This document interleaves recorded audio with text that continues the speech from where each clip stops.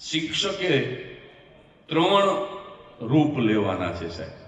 પછી હું તમને મારા પોતાના જીવનની એક વાત કહું કે જેથી કરીને તમારો વિશ્વાસ વધી જાય બોર્ડની પરીક્ષા આપતા પહેલા. પણ પહેલા આ 3 રૂપ જે શિક્ષકોએ લેવાના છે. પહેલું રૂપ શિક્ષકોએ ઘડવૈયાનું લેવાનું છે, શિલ્પકાર. દરેક પથ્થરની અંદર પ્રતિમા છે, મૂર્તિ છે. દરેક લાકડાની અંદર મૂર્તિ છે. શિલ્પકાર શું કરે? ટાંકણું લે, હથોડી લે અને બિનજરૂરી ભાગ જે પથ્થરનો છે એ દૂર કરે. મૂર્તિ તો ઓલરેડી છે જ એની અંદર. એટલે પહેલું કામ મારી દ્રષ્ટિએ વિદ્યાગુરુઓનું ઈ છે કે મેં કહ્યું એ રીતે દરેક વિદ્યાર્થીની અંદર ટેલેન્ટ, એની અંદર પ્રતિભા છે જ. શિક્ષકે એમાં રહેલો બિનજરૂરી ભાગ દૂર કરી અને મૂર્તિને, એ પ્રતિમાને બહાર લઈ આવવાની છે કે તારે આ થવાનું.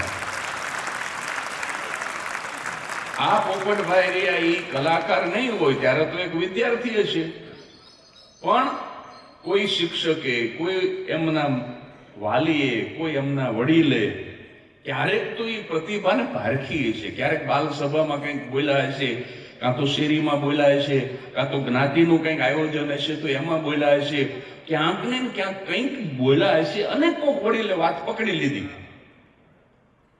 એને સ્પાર્કિંગ થઈ ગયું કે આની અંદર આ છે, અને પછી એને પ્રોત્સાહન મળ્યું અને એમ કરતા કરતા આખા ગુજરાતની અંદર એક વક્તા તરીકે, લોક સાહિત્યકાર તરીકે એમનું મોટું નામ થયું. પણ એ પ્રતિભાને કોઈકે પારખી.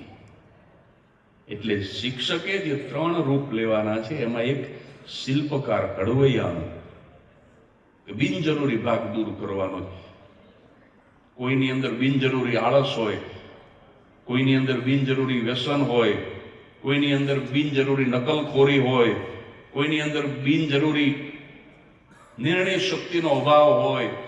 આવું ઘણું બધું વિદ્યાર્થીઓની અંદર બિનજરૂરી હોય. એ બિનજરૂરી તત્વને દૂર કરો એટલે પ્રતિભા સ્વરૂપે પ્રતિમા બહાર આવે. એટલે આ શિક્ષકનું પહેલું રૂપ ઘડવૈયો. શિક્ષકનું બીજું રૂપ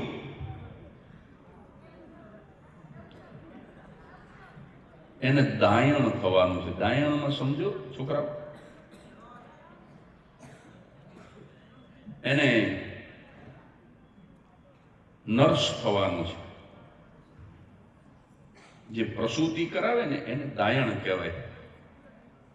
દરેક શિક્ષકે. શું કામ? વિદ્યાર્થીની અંદર મેં કહ્યું જે પેનનો દાખલો આપ્યો એ ઉપરથી એક ભરોસો તો અકબંધ થઈ ગયો મારા વાલા વિદ્યાર્થી ભાઈ બહેનો કે દરેક વ્યક્તિની અંદર ભગવાન કંઈક તો ઉદારતાથી આપવાનું જ છે, અને છે જ. હવે એ જે પ્રતિભા છે, તમારી ટેલેન્ટ છે, એને બહાર લઈ આવવાની છે. તો તમે જુઓ, દાયણ છે ને એ માતાના ઉદરમાં ગર્ભને મુક્તિ નથી, એ તો ઓલરેડી છે જ. દાયણનું કામ છે કે બાળકને પણ ઈજા ન થાય, માતાને પણ ઈજા ન થાય, બંને જીવતા રહે અને બિલકુલ ઈજા વગર સુરક્ષિત રીતે જ્યારે સમય પૂરો થાય ત્યારે એ બાળકની પ્રસૂતિ કરાવે. આ કામ દાયણનું છે.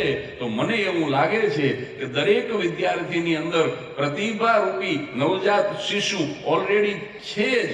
એને બહાર લઈ આવવાનું, નજાકતથી બહાર લઈ આવવાનું, સમયસર બહાર લઈ આવવાનું કામ શિક્ષકોનું છે. એ અર્થમાં એ દાયણ છે. આમે તમે જુઓ ને તો આ 2 વેકેશન ને બીજી રજા ને આ બધું બાદ કરો ને તો 3 મહિના તો લગભગ આમાં નીકળી જ જાય. એટલે 12 માંથી 3 બાદ કરો ને તો 9 જ વધે. એટલે જે 1 વર્ષનો આ કાળ ખરો, પણ એમાં અભ્યાસ તો 9 મહિના જેવો જ કરવાનો હોય.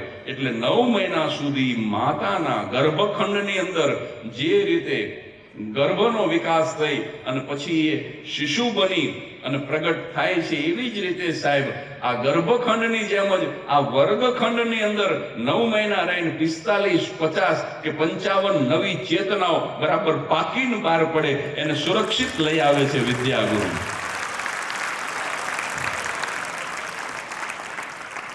એને શિક્ષકો લઈ આવે છે. એટલે શિક્ષક છે એ માં છે. એ પુરુષ હોય તો પણ માં છે, તમારી માં છે. આપણે ગુરુમાં શબ્દ છે, એનું ખોળિયું પુરુષનું હોય ને તોય આપણે એમ કહીએ કે ગુરુમાં. એટલે પુરુષ કદાચ તમારો વિદ્યાગુરુ હોય તો પણ એ તમારી માં છે. આ બીજું સ્વરૂપ છે. મેડમ મોન્ટેસરીનું નામ ખૂબ જાણીતું છે. મેડમ મોન્ટેસરી શિક્ષણ જગતનું ઉત્તુંગ શૃંગ કહેવાય, એક ઊંચું શિક્ષણ જગતનું શિખર એટલે મેડમ મોન્ટેસરી. અને કોઈ પત્રકારે પૂછ્યું, અહીંયા પત્રકાર મિત્રો પણ આવ્યા છે, મને જાણવા મળ્યું. તો મારા જ મિત્ર આવ્યા છે, જોશી સાહેબ આવ્યા છે કુંડેલીથી, ઘણા બીજા પત્રકારો પણ આવ્યા છે. તો કોઈ પત્રકારે મેડમ મોન્ટેસરીને પૂછ્યું કે શિક્ષણ વિશે તમે શું જાણો છો? હવે જેનું શિક્ષણ જગતની અંદર આખું આખું જેને ઓગાળી નાખ્યું એવા મોન્ટેસરીને કોઈ પત્રકારે પૂછ્યું કે શિક્ષણ વિશે તમે શું જાણો છો? ત્યારે એમનો જવાબ ખૂબ મજાનો છે કે હું શિક્ષણ વિશે કાંઈ જાણતી નથી, પણ એક વાત જાણું છું. શું? કે મેં મારા વિદ્યાર્થીઓને મારા દીકરાની જેમ ચાહ્યા છે, મેં એમને પ્રેમ કર્યો. એટલે શિક્ષક એમાં ભેદ ન હોય. શિક્ષકનું પોતાનું સંતાન ભણતું હોય ક્લાસરૂમની અંદર અને એક જ પાટલીએ સાહેબ દુશ્મનનો દીકરો બેઠો હોય અને એની બાજુમાં પોતાનો દીકરો બેઠો હોય, આ બે જ્યારે સમાન લાગે, ડાબી અને જમણી આંખમાં જેમ આપણને ભેદ ન હોય, આ આંખ વધારે વાલી ને આ નહીં વાલી એવું ન હોય, એવી જ રીતે પોતાનું સંતાન હોય કે દુશ્મનનું સંતાન હોય, બેયમાં જ્યારે સમદ્રષ્ટિથી એ જોવા માંડે ત્યારે માનજો કે શિક્ષકે હવે માતાનો દરજ્જો પ્રાપ્ત કરી લીધો. અને વિદ્યાર્થી સાહેબ નિશાળે જવા માટે જઈને બાળક રોતું હોય છે. નાનું બાળકને નિશાળે જવું નથી હોતું એટલે રોતું હોય.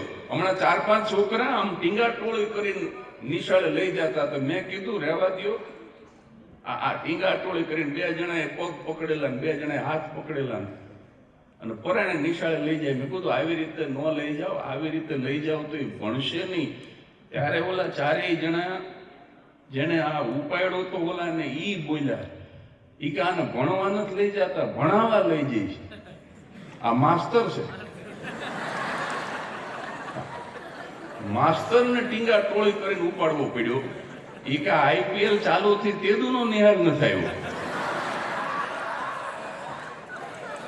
આને ભણાવવા લઈ જઈશ.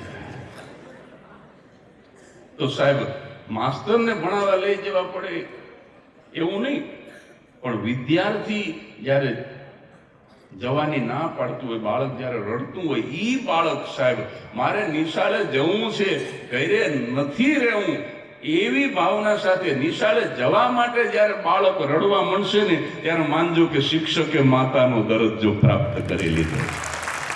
મારી મા પાસે જેવું છે. એટલે બીજું સ્વરૂપ છે એ દાયણનું છે અને ત્રીજું સ્વરૂપ શિક્ષકનું, વિદ્યાગુરુનું, એ પ્રજાપતિનું છે, કુંભારનું છે. કુંભાર મૂળ શબ્દ છે, કુંભ ઉપરથી આવ્યો. જે કુંભ બનાવે એ કુંભાર, પ્રજાપતિ. દરેક શિક્ષકે કુંભાર થવાનું છે.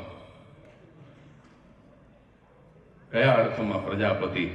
તો એ જ્યારે માટલું ઘડે ને, હજી એને નિંબાળામાં ન મૂક્યું હોય, માટલું કાચું હોય, ત્યારે એ એને આકાર આપતો હોય, ત્યારે તમે કદાચ જોયું હશે કે એ તપલાથી આમ ટપ ટપ ટપ ટપ એને બરાબર સારો આકાર આપવા માટે થઈ અને ચારેય દિશામાં એ આમ ટપલા મારતો હોય ને આપણને એમ લાગે કે હમણાં તૂટી જશે, પણ એટલા માટે નથી તૂટતું.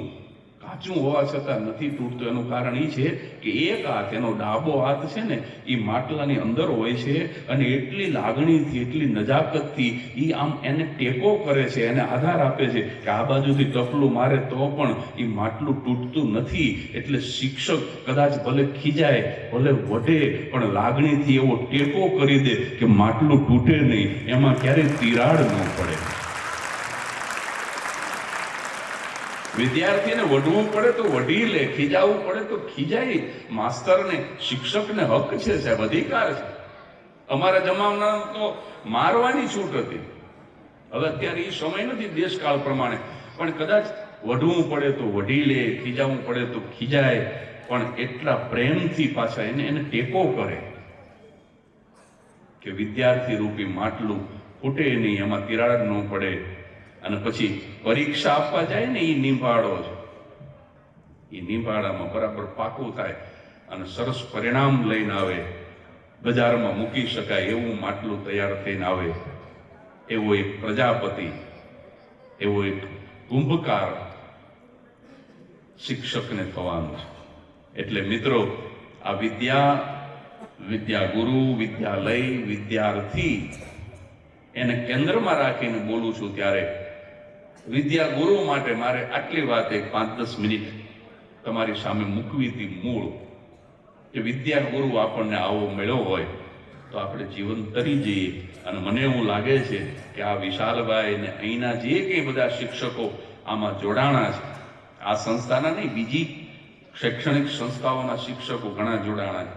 મને એક ભાઈ તો લક્ષ્મણભાઈ નામ છે ને, એક ભાઈ મને પરિચય કરાયો, કામળિયા લક્ષ્મણભાઈ. હું બહુ રાજી થયો કે આ માણા 187 દીકરીઓને મફત ભણાવે, એ જાણીને હું બહુ રાજી થયો. મેં તો એમને તરત જ કીધું, મેં કીધું આ દીકરીઓ માટે હું કંઈક સેવા કરી શકું મને યાદ કરજો તમે, કારણ કે મારા માટે તો એ મહત્વનું છે. હા, વ્રજભૂમિ એવોર્ડ મળ્યો હમણાં, એવા બધા શિક્ષકો આમાં છે. એટલે હું જે શિક્ષકની વ્યાખ્યા કરું છું એવા જ શિક્ષકો વિવિધ સંસ્થાના, બધી સંસ્થાના તો મને નામ યાદ નથી, પણ આ બધા જને હું અભિનંદન આપું છું, સાધુવાદ આપું છું.